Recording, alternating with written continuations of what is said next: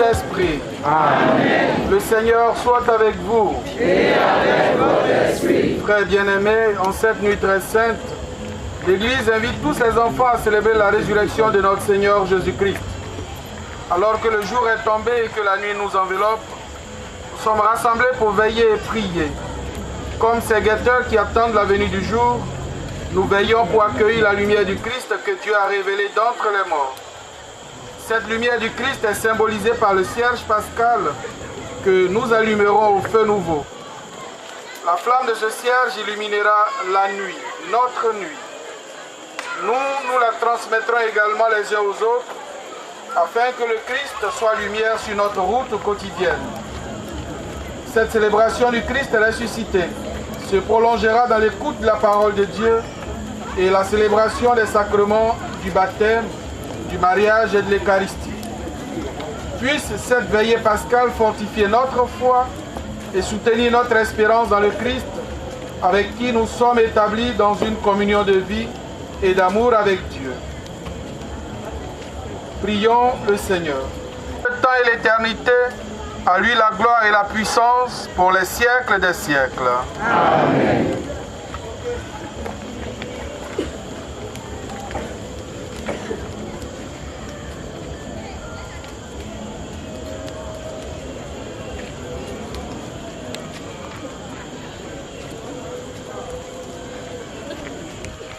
Nous allons à présent, en nous mettant en procession, en 2 rangs, nous rendre à l'église. Lumière des hommes, nous marchons vers toi. Jésus-Christ, Fils de Dieu, tu nous sauveras. Filmez, RTI, filmez.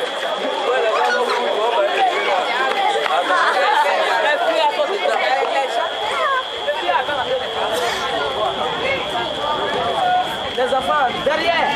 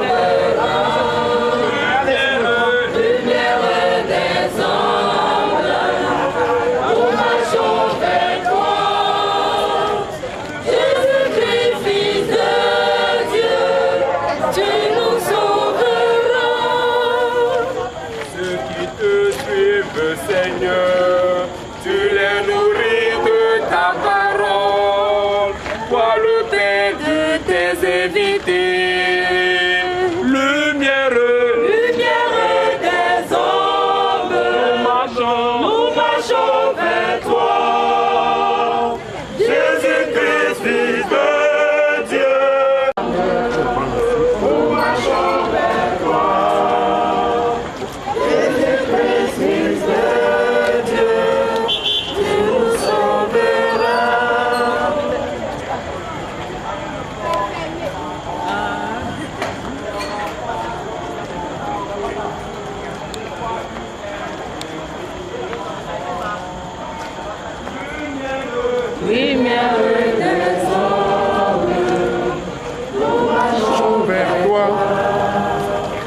Jésus-Christ, Fils de Dieu, tu nous sauveras.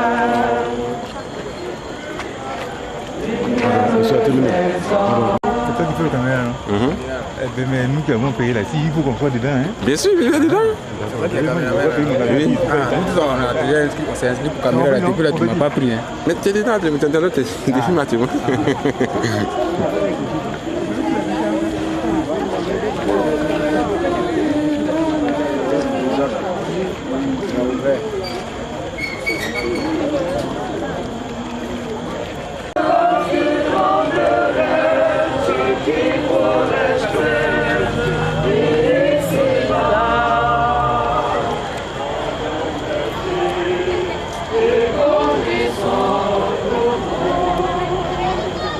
Le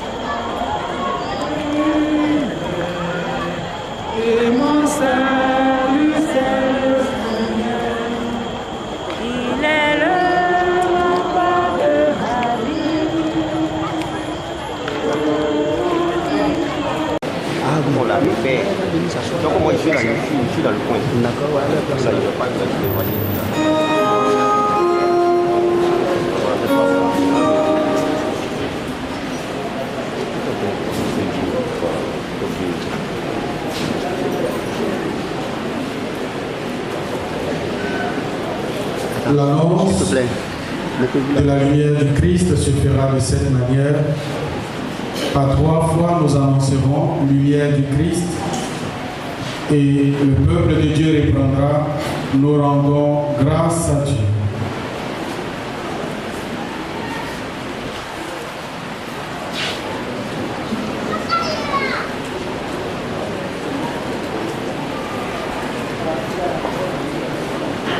Lumière du Christ.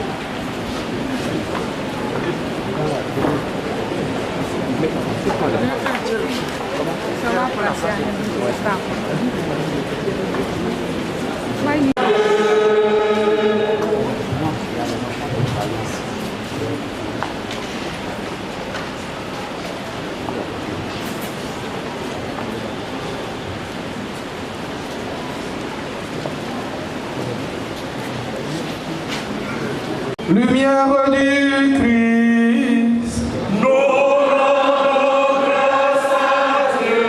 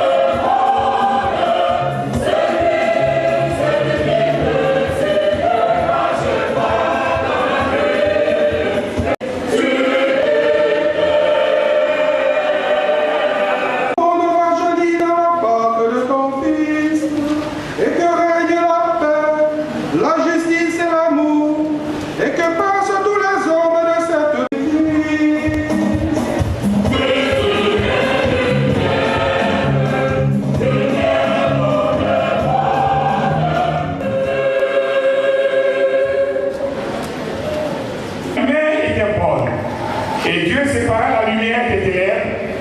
Dieu appela la lumière jour et il appela les ténèbres nuit. Il y eut des soirs, il y eut des matins. Ce fut le premier jour. Et Dieu dit qu'il y ait un firmament au milieu des eaux et qu'il sépare les eaux. Dieu fit le firmament, il sépara les eaux qui sont au-dessous du firmament et les eaux qui sont au-dessus. Et c'est fut ainsi. Dieu appela le firmament ciel. Il y eut des soirs, il y eut des matins. Ce fut le deuxième jour. Et Dieu dit, les eaux qui sont au-dessus du ciel, qu'elles se rassemblent en un seul lieu, et que paraisse la terre ferme.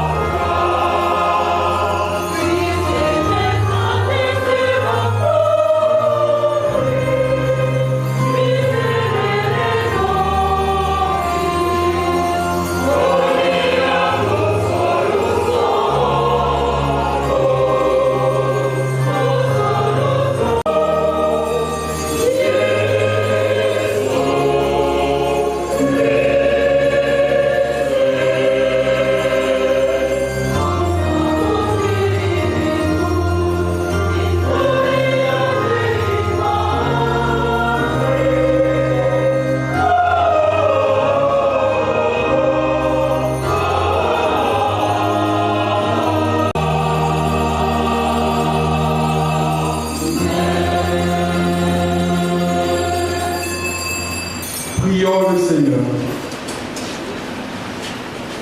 Dieu qui fait resplendir cette nuit très sainte par la gloire de la résurrection du Seigneur, ravive en ton Église l'esprit filial que tu lui as donné, afin que renouvelés dans notre corps et notre âme, nous soyons tout entiers à ton service.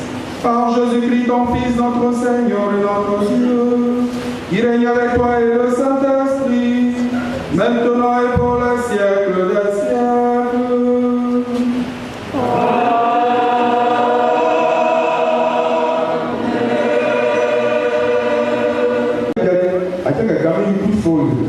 C'est à quelqu'un qui a mis de l'eau.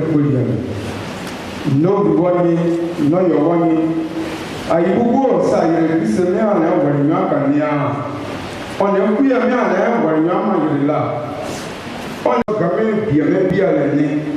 C'est là ça, donc, à nos soleils, à quelque part, les ennemis. C'est.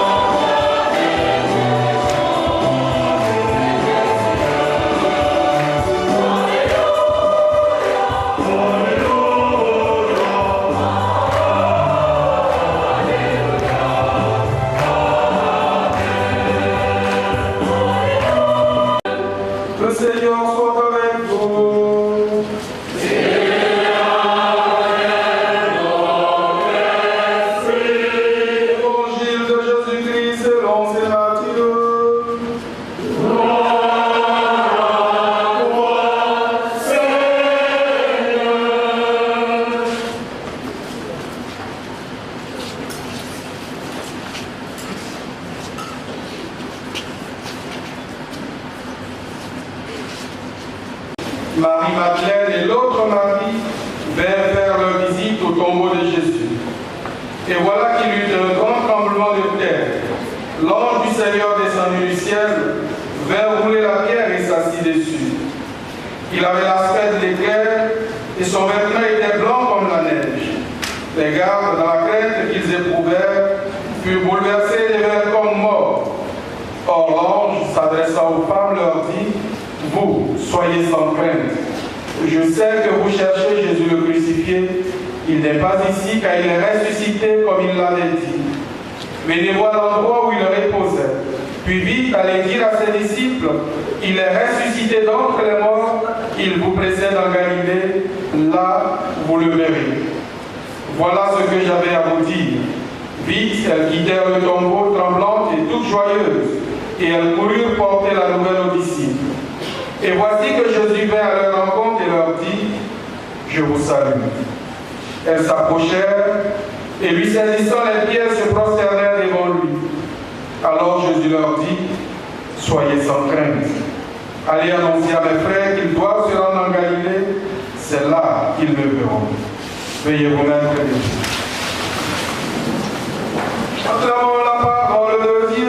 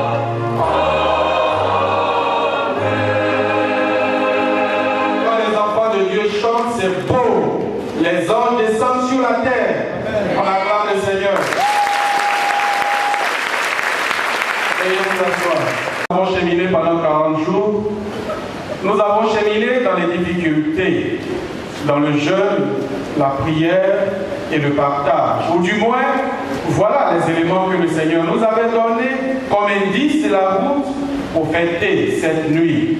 Cette nuit qui est le sommet de notre foi. Si le Christ n'est pas ressuscité, nous dit Saint Paul, vaine est notre foi.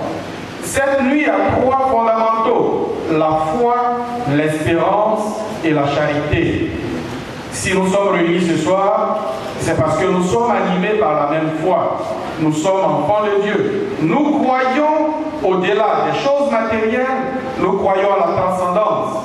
Nous savons qu'au-delà de nous, il existe un être qui nous est suprême, un être duquel nous tenons l'être et l'existence. L'homme a beau le nier, l'homme a beau penser se substituer à lui, Dieu demeure Dieu. Dieu est le principe de tous les principes. Dieu est un, Dieu est amour. Nous aurons beau inventer des lois humaines, Dieu ne sera jamais remplacé par l'homme. L'homme, tout ce qu'il développe, il pense avoir repoussé la présence de Dieu, mais l'intelligence de l'homme nous fait découvrir chaque jour la grandeur et la puissance de Dieu. Et la nuit de la Pâque nous donne la possibilité de réécouter la lecture du livre de la Genèse qui nous retrace les éléments principaux de la création du monde, de la création de tout ce qui existe et de la création de l'homme et de la femme. À l'école, on nous enseigne que tout ce qui existe, le monde, est né du Big Bang et que Dieu n'est que réalité fallacieuse, n'est qu'une réalité qui n'existe pas. Et pourtant, quelque part, notre foi nous dit qu'au-delà de ce monde matériel, il y a quelqu'un. Quelqu'un qui donne le premier coup pour que le monde soit ce qu'il est aujourd'hui. Alléluia. Voilà ce que notre foi nous enseigne. Quelqu'un me dira, mais donne-nous les preuves de cette existence de Dieu. J'ai cherché, je ne l'ai pas vu, mais je l'ai senti. Il est dans mon cœur, il est dans le cœur de mon frère. Voilà là où habite Dieu. Alors, dans la première lecture, Dieu crée toutes choses. Et la conclusion de chaque journée, Dieu a une phrase. Tout ce qu'il a fait est bon. Mais encore, lorsque Dieu crée l'homme, à la conclusion de cette œuvre de création, il dit, tout ce qu'il a fait était très bon. Était très bon. Et pourtant, si nous actualisons ces textes, si nous regardons en nous-mêmes et autour de nous, nous nous rendons compte que ce que nous sommes devenus, ce que nous faisons, ce que nous possédons n'est pas très bon. Alors, le Seigneur nous aide à travers les autres textes à découvrir ce qui fait que ce qui était bon n'est plus bon. L'histoire du péché, l'histoire de la désobéissance à Dieu. Pendant ces 40 jours, nous avons tenté, frères et sœurs, ensemble, mais également de façon personnelle, nous avons tenté de lutter contre ce péché. Et celui qui crée ce péché par l'envie qu'il met dans nos cœurs. Et tout à l'heure, nos frères et sœurs vont affirmer devant Dieu, devant son Église, qu'il renonce à Satan, qu'il renonce à ses œuvres, qu'il renonce à ses séductions, comme nous l'avons dit un beau jour. Je voudrais que maintenant chacun de nous se souvienne du jour de son baptême. Je sais que vous avez changé beaucoup d'églises, donc vous ne savez plus où vous avez été baptisé premier avant l'autre, mais pensez à votre baptême catholique. Je parle de votre baptême catholique. Avant d'être Deima, là, vous étiez catholique, n'est-ce pas? Ou bien c'est pas Deima, vous avez été après. Voyons un tout petit peu la symbolique de la mer Rouge.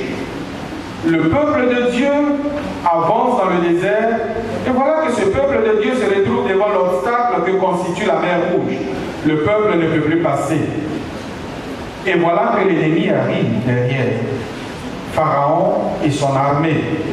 Il ne veut pas que le peuple juif puisse s'échapper de sa dominance. Il veut que le peuple hébreu reste toujours esclave dans son pays. Est-ce que cela ne nous rappelle pas un tant soit peu notre cheminement de vie chrétienne? Même lorsque nous faisons des efforts pour échapper au diable, et lorsque nous pensons que nous avons franchi la dernière étape, c'est là que la tentation se fait plus forte et le diable